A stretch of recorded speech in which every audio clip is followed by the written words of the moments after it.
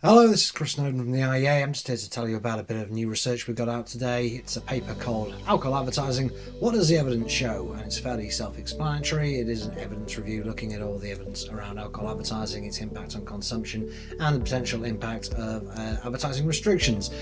In short, the evidence is mixed. I think that's the only fair way to put it, but tends to lean towards alcohol advertising not having an effect on overall consumption, which is what economists would expect in any mature market. That alcohol advertising, like any other form of advertising, acts to promote certain brands but doesn't promote the category as a whole. In short, there's only a few economic studies looking at the effects of alcohol advertising bans specifically, and as I say, the conclusions are mixed but lean towards bans having no effect.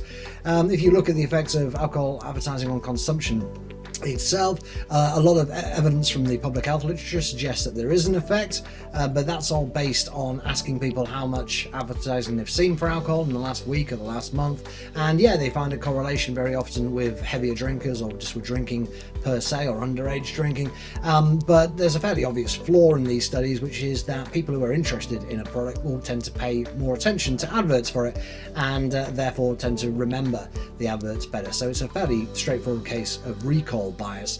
There are a couple of other types of studies worth looking at. There's been a few randomized control trials where they show people adverts for alcohol and then see if they drink more there and then. Perhaps surprisingly, actually, most of those studies don't find an impact either, although a few do.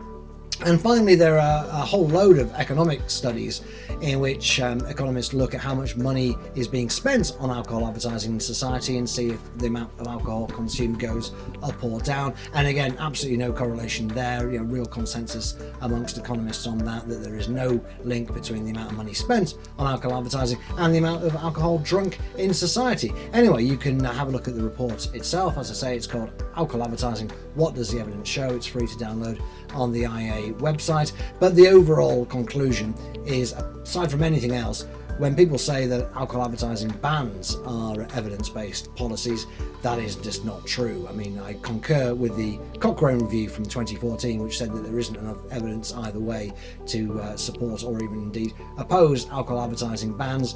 The evidence is mixed, there's conflicting results. Overall, I think it more leans in the direction of showing that alcohol advertising bans certainly won't work, or indeed that alcohol advertising has an effect on consumption. It just doesn't seem to, generally speaking. But have a read of the report. Thanks.